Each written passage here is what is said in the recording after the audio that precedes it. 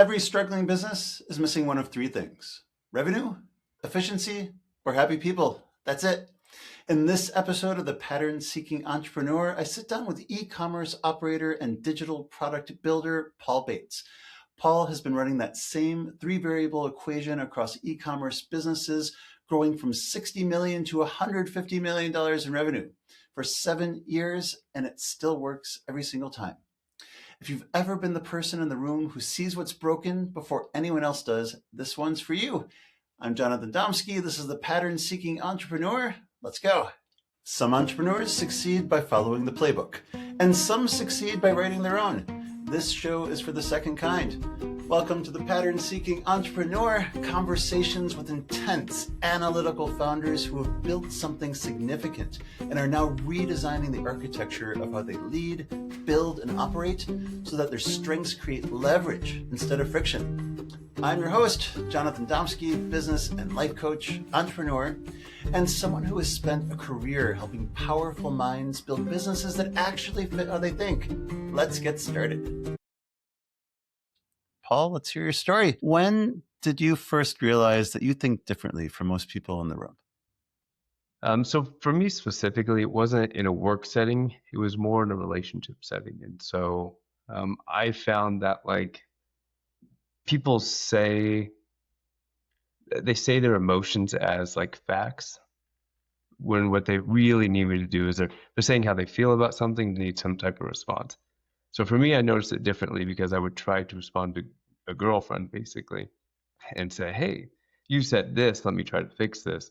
But what I realized is the emotion actually needed to be addressed, and I would miss that. I would miss the social cue and stuff. And so in exploring like how to make so somebody feels heard or to answer the right question, I started exploring like, okay, what am I missing here? Like I'm missing something because I'm fixing the problem and I'm not fixing the problem. So that's when I started noticing the difference. And I was like something's not right here. Something's amiss. Yeah. Once you had that insight that, you told me once, it's like you're playing a game, but everybody else is playing by a different set of rules. You don't always know what those rules are. Once you realized that in that relationship, did you make any adjustments that made communication flow more easily? A lot. And so, well, one thing I did is I actually went to some counselors too. I was like, okay, why am I missing this? Like, what's going on here? And so one of the things, like, I ask myself a question actually up front now. So what I ask myself is, with what was just said, was that a feeling that was just stated as something logical and factual? Or is that something that was actually just said, something logical? And so I try to pause now a little bit, say, okay, am I addressing a feeling here? What's the goal here? Somebody feels good at the end of this, or are we actually solving a problem here? If I'm not actually solving, and quite frankly, 80% of the time when people say something from my perspective, it's more about the feeling, like how somebody feels at the end of it. We're not always like solving logical problems. And so that pause real quick to say, okay, like what's happening here? But I learned how to do it more so. I found that there's a huge advantage to just being able to be aware that the vast majority of what people say is not what they mean. And No, people lie, not on purpose. well, it's not just that they lie, but like if two people are fighting about taking out the garbage, they're not really fighting about taking out the garbage. They're fighting about not feeling respected. They're feeling about not having an even, distribution of responsibilities. Like it's one of those things. It's almost never about what they're actually talking about. And I found that it's a huge advantage just to have that analytical insight that that's what's going on. And then it becomes a puzzle. Like, wonder what's really going on under the surface there. Paul, tell me about your genius. What are the things that you just seemingly effortlessly do better than just about everybody else that you know? I would say it's mostly on the business side, or like the logical, like the finance side. Yeah, tell me about it. So it's really like when poop hits the fan, while it's not always a good thing when you're trying to connect with everybody and create a really clean wake of emotions like in business, but if you can actually just look straight through it and see the financial situation, see the problem for what it is, and then break it into little pieces and start executing really quickly without worrying about all the emotions and because usually there are a lot of unhad conversations. And if you could just see right past that and just get straight to the facts, like, okay, here's the fact. This is broken. It's broken because X, Y, Z. And if you want specific examples right now, let me think of Well, it's a like fascinating the dynamic genius. because it's the flip side of what we were just talking about.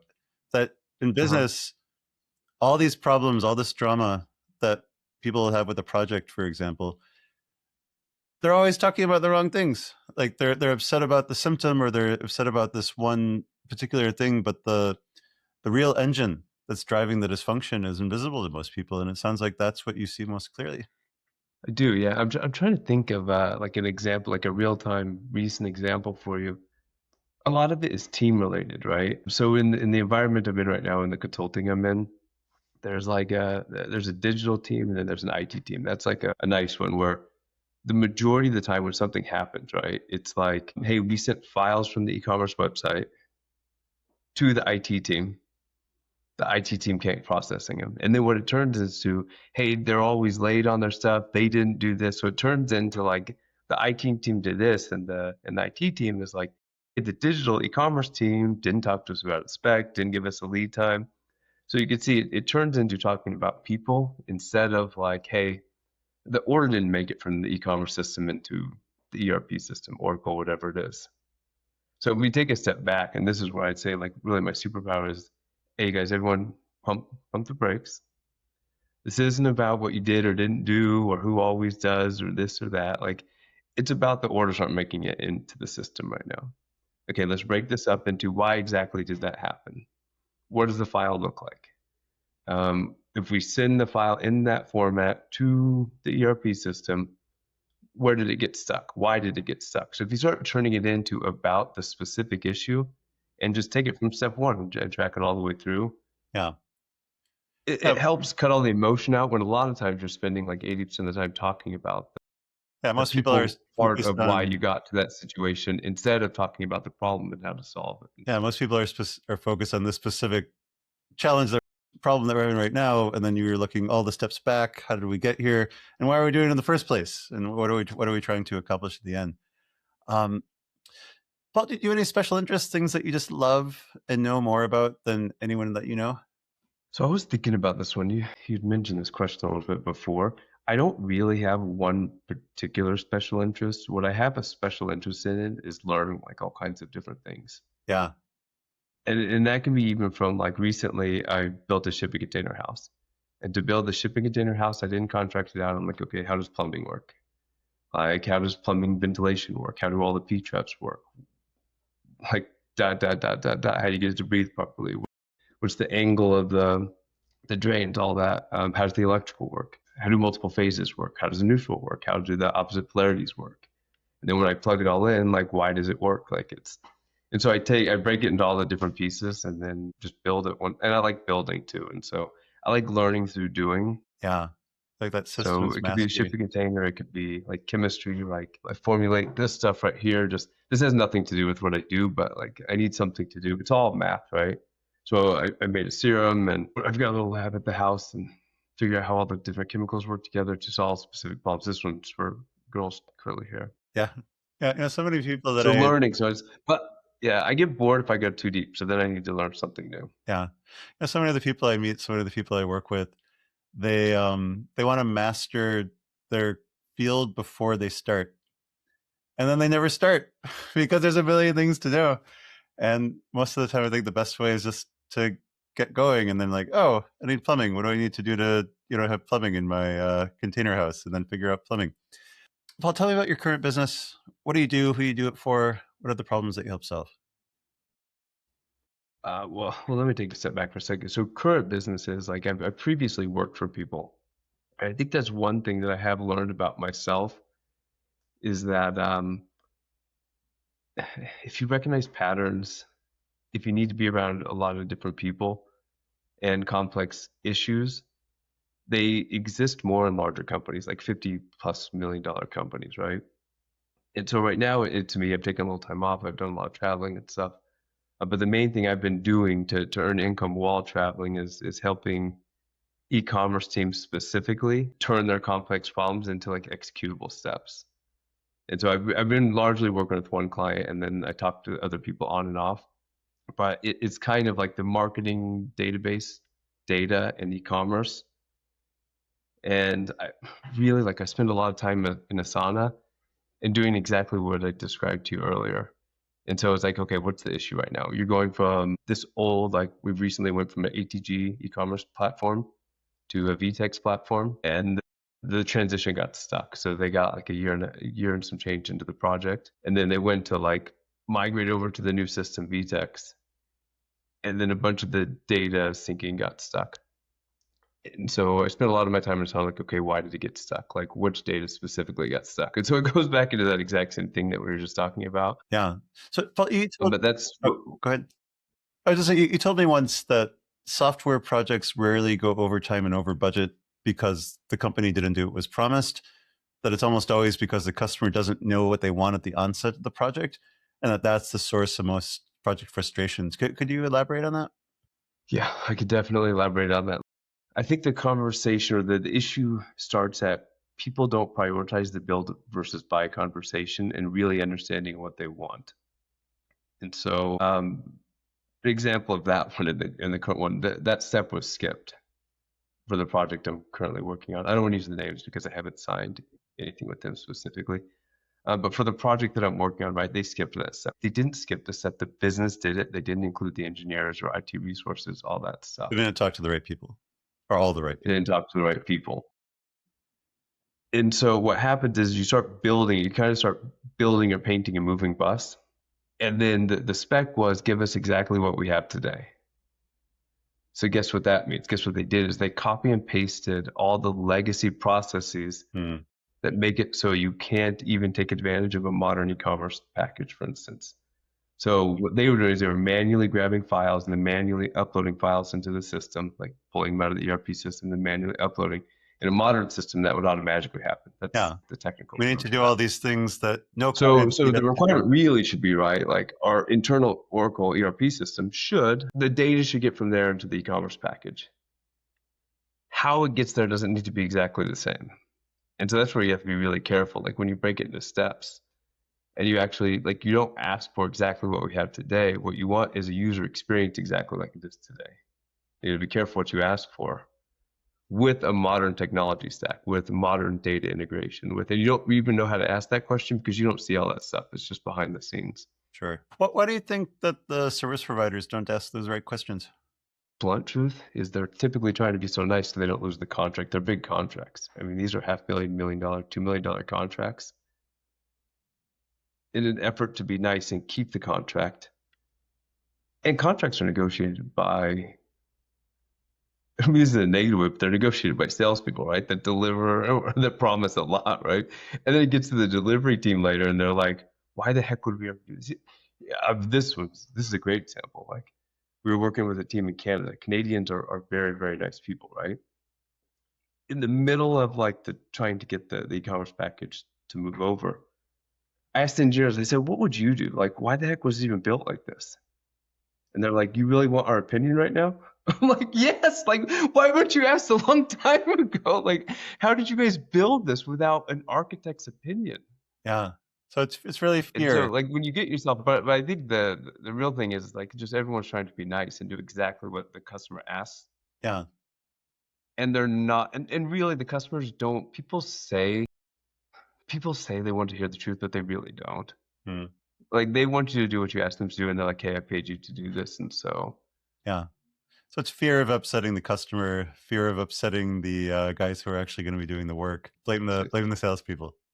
I'm just saying. I think I saw it actually flip around the other day, where the technical people came in and did a presentation for the president of a company, and he is very much so high energy, high bring the heat. Bring the cheerleading, let us know, rah, rah, we're going to get this done and you can actually get it done. And they brought in some more technical people. And the guy is it was the president was this was a lackluster presentation. I'm not feeling the energy, right? He even said, I'm not feeling the energy. Yeah.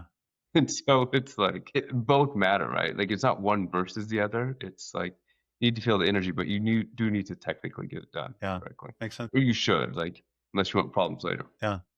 So, Paul, these days you usually work alone, but in the past, who did you like to surround yourself with? Did you feel that your team amplified your strengths? Did they rein you in? Did they make you better? Well, I've had both. And so when I'm operating at my best, I typically have somebody. So my favorite tool that I've ever discovered is called predictive index. Tell me about it. And predictive index is, have you used that one much? A little bit. Tell me about what's been your experience with it and how you use it in teams. Yeah, so what I love is it simplifies behavioral characteristics and cognitive characteristics. One thing that people, I think, underestimate is cognitive ability. So it basically measures people's learning speed, like how quickly they could pick up on new information. And so people will compensate for lack of certain characteristics behaviorally or like even skills if they have a high learning speed. Then there's the behavioral piece. So it's just a two really good piece of information. On a perfect team for me is I have one person that's the exact opposite of me. And so I actually pulled up my predictive index here. And it says like Paul is task focused, quickly notices and pushes to technical problems, assertively cuts through any emotional and personal issues, has an aptitude to spot trends in data and figure out how complex systems work.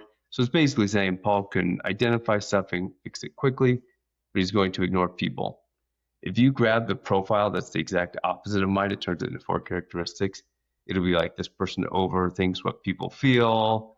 They typically don't get things done. Like it'll do the exact opposite. So if I surround myself by at least one person that's the exact opposite, they'll typically pick up on any of that stuff I miss, or the majority of that And then stuff I that miss. creative tension makes you both better at what you do. Is that right? It's really hard to work with that person because it's like I just want to get that done. They're like, "Hey, did you see what just happened over here? Did you see how that person reacted?" Or, "Hey, did you?" But when you do it correctly, it works really well. That's the magic of a good, diverse team is that if everybody thinks the same, then you either optimize the company into the ground or you have all these crazy ideas and you innovate into bankruptcy. So when you're working with someone who is just your opposite in the way that you think, I mean, they provide those guardrails and ideally you make better decisions and you're able to move forward.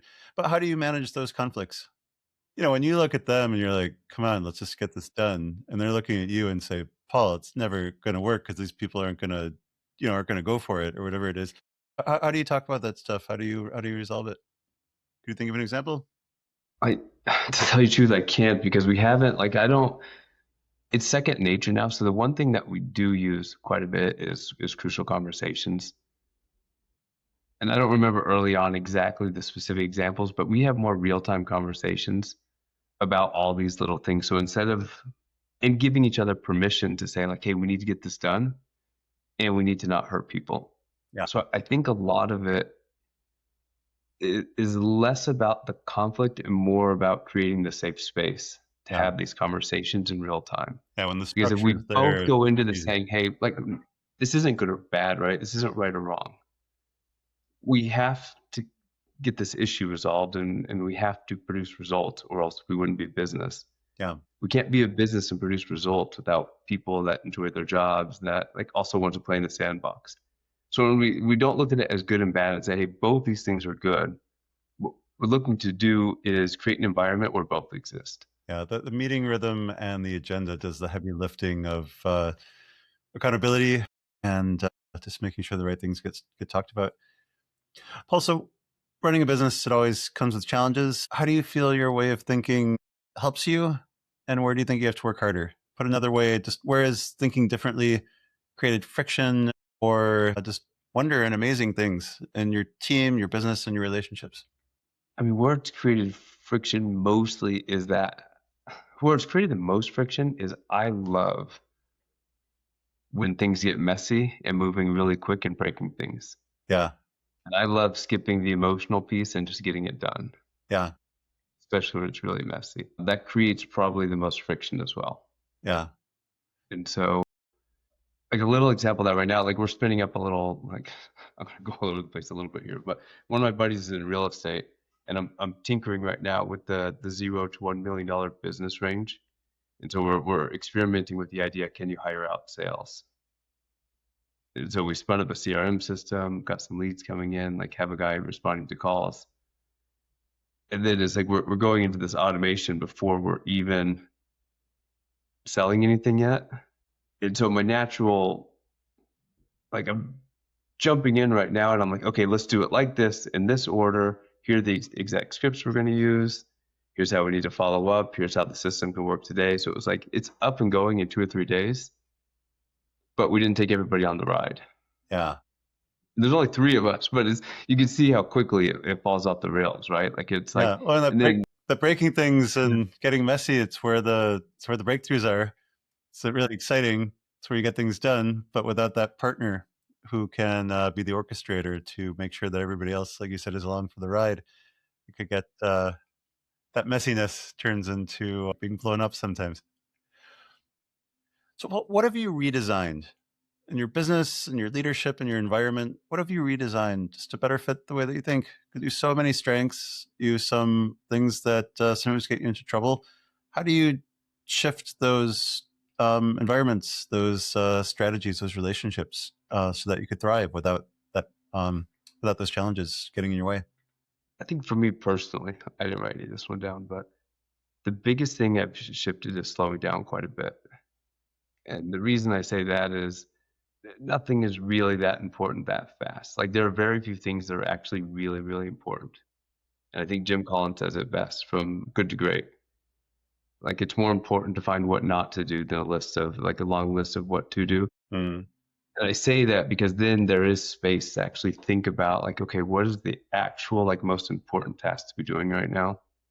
And then also creating the space to like pay attention to like, okay, how does this impact everybody around me? Like it's, and then create those compounding results instead of just living in a state of chaos. Like don't get wound up, like create space for both like business outcomes Yeah.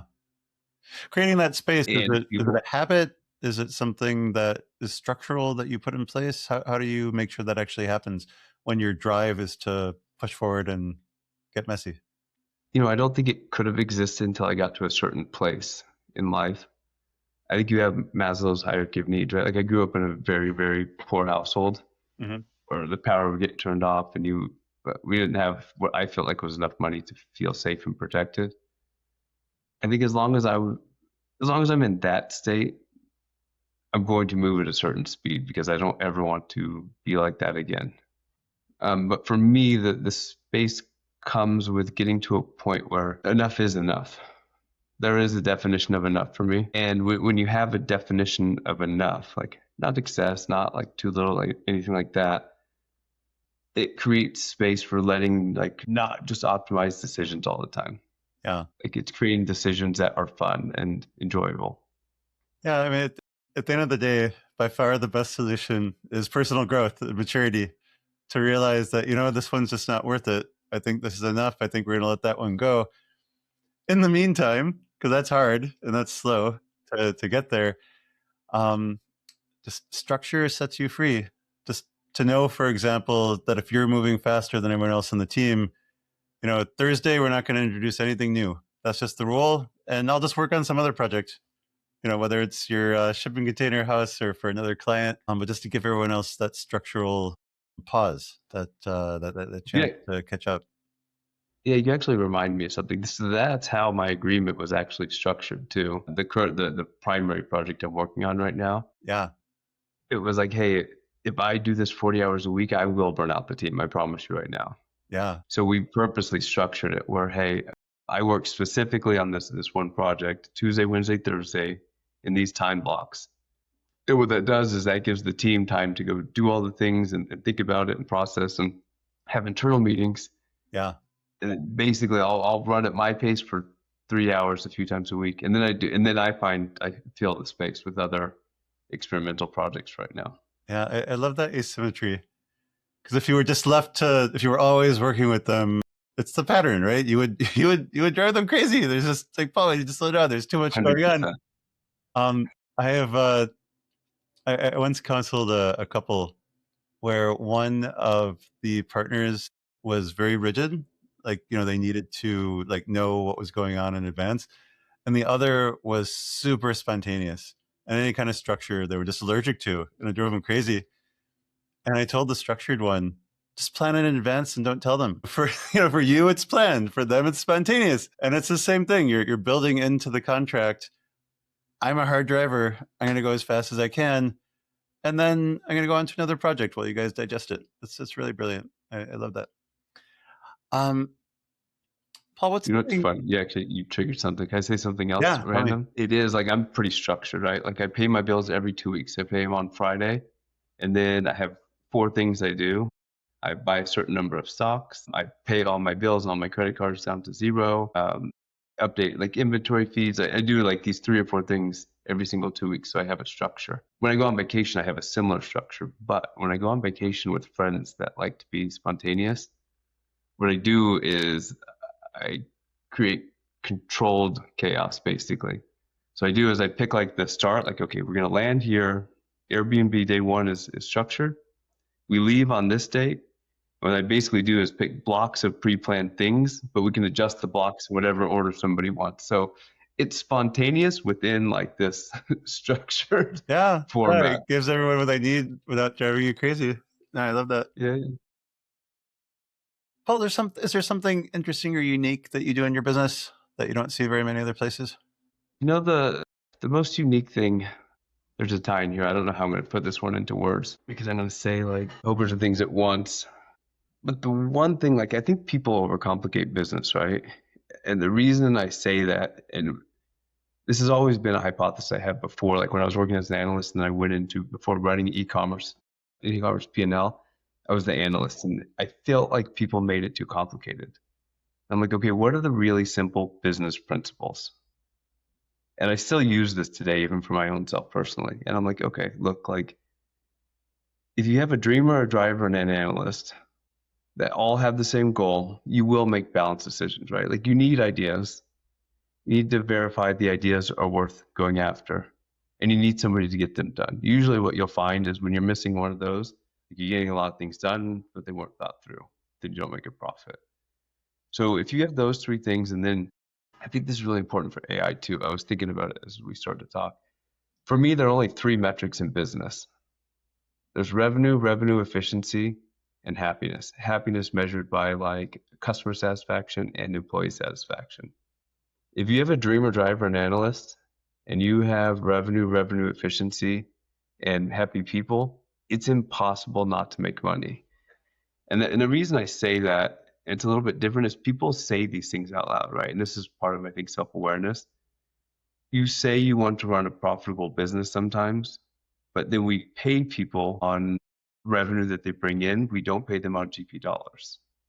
There's a disconnect, right? So if you don't keep those things in harmony, if you ask AI, right, hey, I want to hit a top line number of $300 million, and you don't mention what it does to people, and you don't mention how much cash flow you have, it will optimize to 300 million as quickly as possible. Any algorithm will, right? Algorithms have been showing us this for a long time. Like originally it was marketing algorithms. And so I think the thing I do different is for some reason, those 2 things have never left me. I do it even in the little things I do. Even in my Asana board, there's a revenue efficiency, and happiness. Like, why am I doing this? Am I optimizing my life right now? And if you don't have enough top line, there's nothing to make more efficient. If you're not happy doing it, you're not going to continue to do it. Like you'll stop doing the activities at some point. And so I think this constant recalibration to like, okay, what am I missing as a team? Like, what am I good at? I'm probably a medium dreamer, a medium doer, and a good analyst. So I'm constantly seeking like, okay, how can I compensate for those 2? And I think this will probably have something to do with what I do next. Is I've been playing with the AI models. Like if you put a business into like a ChatGPT specifically created to ask you the questions or to kick back and say like, okay, your business plan is optimizing money at the expense of people. Your business plan is really efficient, but you're never going to get more sales. Like you don't have anything about more sales. And so, but I haven't stopped balancing to those characteristics for probably about 7 years now. It's very simple, but it's quite profound. I think just about any business that's suffering whether it's from lack of revenue, whether it's from it's burning out its people, whether it's just full of drama and a mess inside, just by asking which of those 6 elements is lacking. I mean, that's where your problem is. It's a really powerful model. Thank you for sharing that. What's an activity that nourishes you, energizes you, makes you feel most fully alive? Oh man, when I'm learning and using my like physical body, Yeah, that's when I'm the most alive. Like actually building and my brain is being fed. Like, okay, how does this work? And yeah, sweating a little bit and moving. yeah, but And not building that theoretical, container being was out in the probably world. yeah, Yeah. yeah. Building a container was probably the most. Hmm. Secondarily, it's fun to like get into a project. Like my last project was in San Diego, so I'd fly out there and working with the whole team, and figuring out how to untangle a little bit of a mess here and there. Yeah, yeah, It's fun and energizing, but not as energizing as building something. sure. What's something that people often misunderstand about you? Probably the biggest misunderstanding is that when I get really excited about something, I appear to be outgoing. Hmm. And so like I'll talk about it, like I'll jump on stage, like I'll do anything if I'm super, super pumped about it. Like I forget about everything else. And so people assume that I like that type of that I'm basically an extrovert, and I'm not whatsoever. Like it really like going to a conference like sucks energy from me, all that stuff. And so it's basically just like a surge of dopamine. It's more like a drug. And so when that drug happens, people think I'm an extrovert, but when it's not happening, I'm like, yeah, I'm good. Like we don't need to do a large group. Is there anything that you think is in the way, slowing you down or holding you back? No, I mean outside of like world events right now, the world's pretty uncertain, but right now the plan we're on track right now, so that's a good thing. Like it's everything's going pretty good. Like we're on track. Like net worth calculator's doing what it's supposed to do, income's doing what it's supposed to do. Like Alejandro's happy so far. Everything's on track. If I can put like something in my biweekly tracker about happiness, I would. Yeah. Do you not? I don't know. Why not? I don't know. I probably should. Yeah. I'll Just think because about it. something's subjective doesn't mean it's not measurable in a profound It and is important measurable. way. I just don't do it. Every morning before I open my eyes, I meditate. And one of the things that I do during that meditation is I just say, I am alive and filled with joy. And I just keep saying it until I feel that joy surging in me. I don't stop until I feel it. And is it subjective? Sure. But I start each day fully alive and filled with joy. And, it just sets my orientation for the entire day. And it's a simple question. I mean, how am I doing with happiness? Am I, and that's not necessarily just a numerical answer, but like truly evocative, exciting language. Like, can you say, yeah, I'm filled with joy right now? And whatever the equivalent is, for you, just ask that question and then reorient.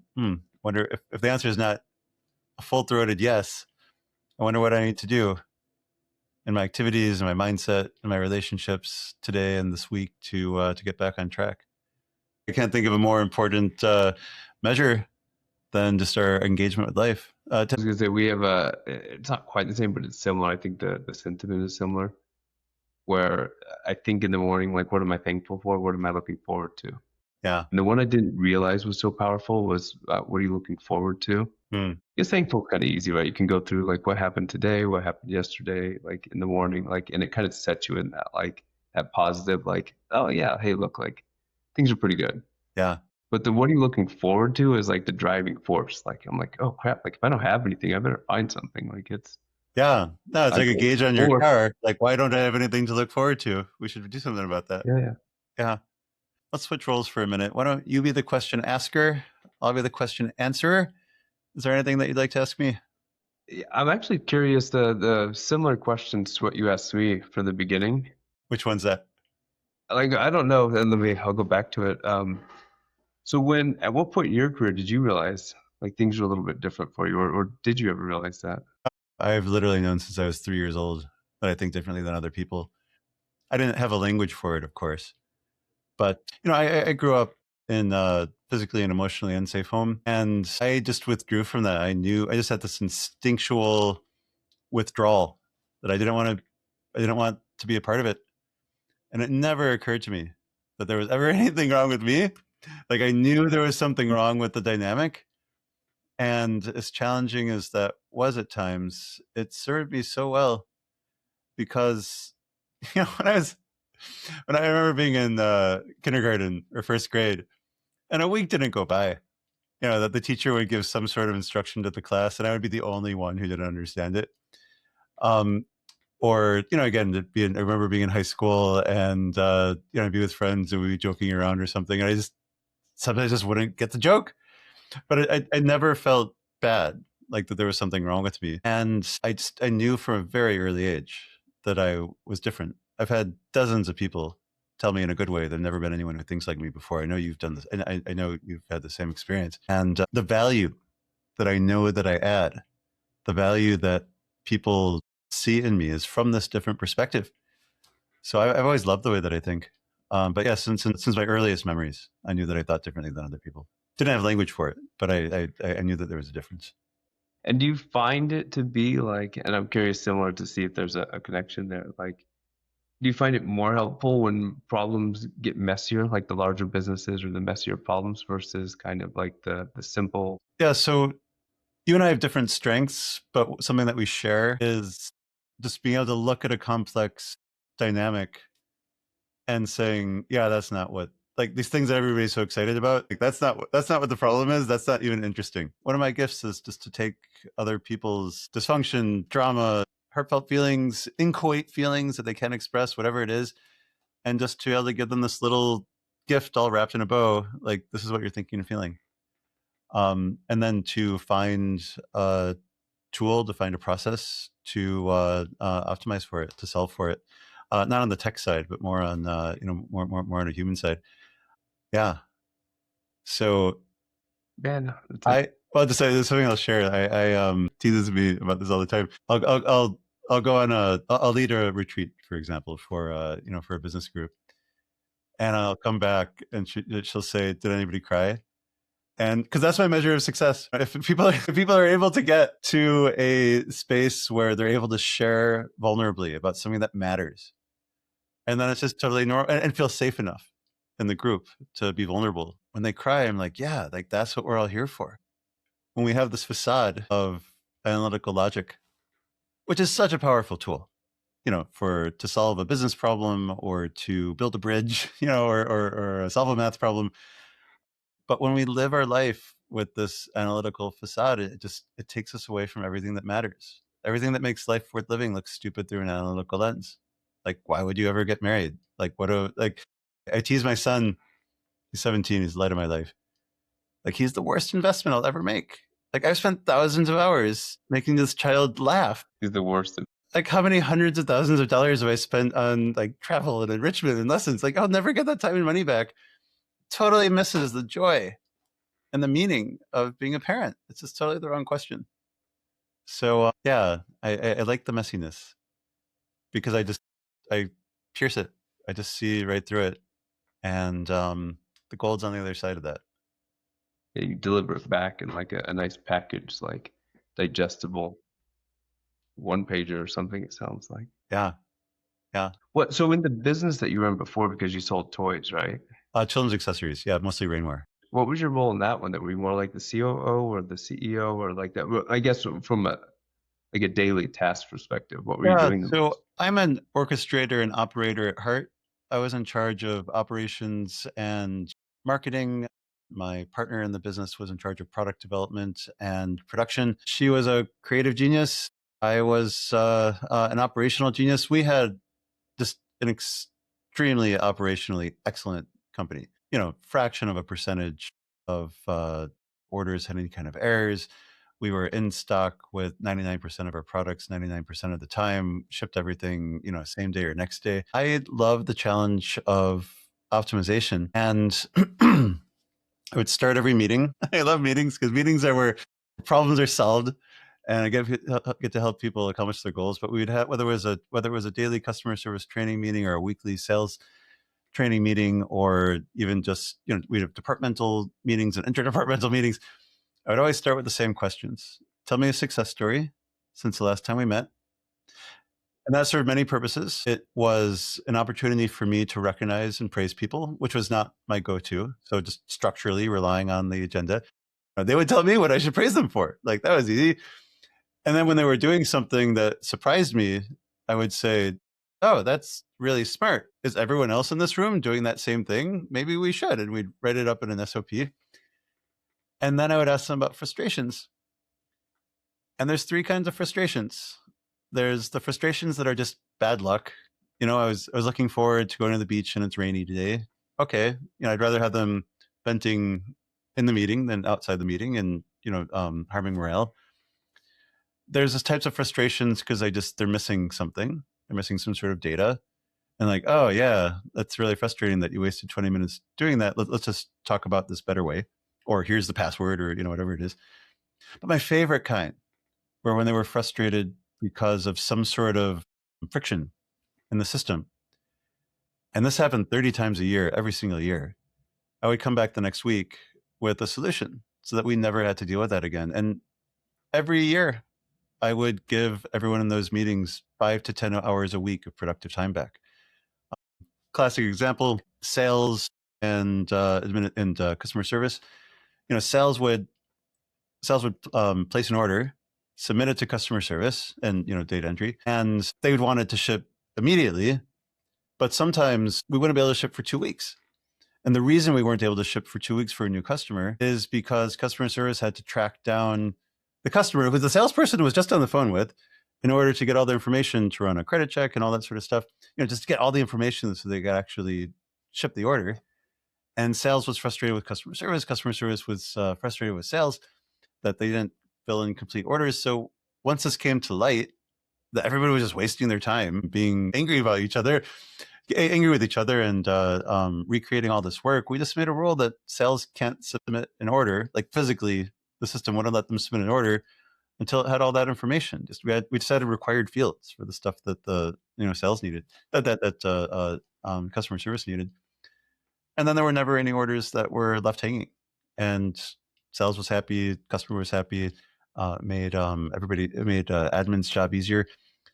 We solved 30 of these things a year, and it just that was my favorite thing. I love optimizing systems, finding people's pain points, and then how to make them effortless, just in a very elegant way. And this is for my own. Edit this one out if you want. But how did you make the transition from doing that every day because you're full-time consulting now, right? Yeah, for 6 years now. How did you make that transition? So one of the things quite a bit different, right? Like, one is like very operational behind the scenes, and one is like very much so like social media and you're putting yourself out there. There's there's a lot of parts to that question. So one of the things about being an optimizer is that things get pretty optimized. And after a couple decades of that, I was working from home 2 hours a day. I go into the office once a week for face-to-face meetings. And I was looking for some other way to express my entrepreneurial energies because I like solving problems. And it was a single day. It was January 31st, 2020, before anyone had heard what COVID was. It was a crisp Friday afternoon, winter afternoon, like any other. And I took a walk from my home near Lake Michigan up to the water and to Northwestern University campus just to clear my head, process the week. This is a walk I've taken hundreds of times. But this day, as soon as the water comes into view, Paul, I felt the ground shift beneath my feet. It was like I was riding an avalanche. I was literally unsteady. I needed to sit down. And I just realized in an instant, I can't keep devoting my work energy to something that doesn't light me up. That I was born to be a coach. I love to learn. I'm great at teaching. The world needs people who have clarity on who they are and where they're going and how to get there. And I took a 2-hour walk, cleared my head, talked to my partner about me exiting the business to become a full-time coach. And it's just the best decision that I've ever made in my life. If it was merely work that I was born for, and it is, it would be a bright spot. But at heart, what I do, we talk about solving problems, we talk about reducing frictions, we talk about, how to have a life of full engagement and all that sort of stuff. But at heart, what I do is I help people have lives and businesses that feel more effortless, more meaningful, and more joyous. Because so says me, those are the measures of success worth having in life. And especially that first year, there were 50 times or I'd be on a call with a client talking maybe for the third or fourth time that week about alignment with purpose and values, about relationships and, overcoming obstacles and self-limiting beliefs. And I would think in the back of my mind, oh, Jonathan, there's that part of your life that's out of alignment. You should do something about that.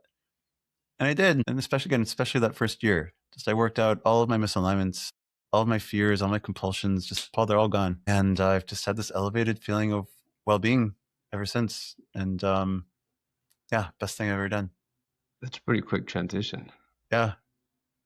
Paul, how should people get in touch with you, learn about you, follow your work?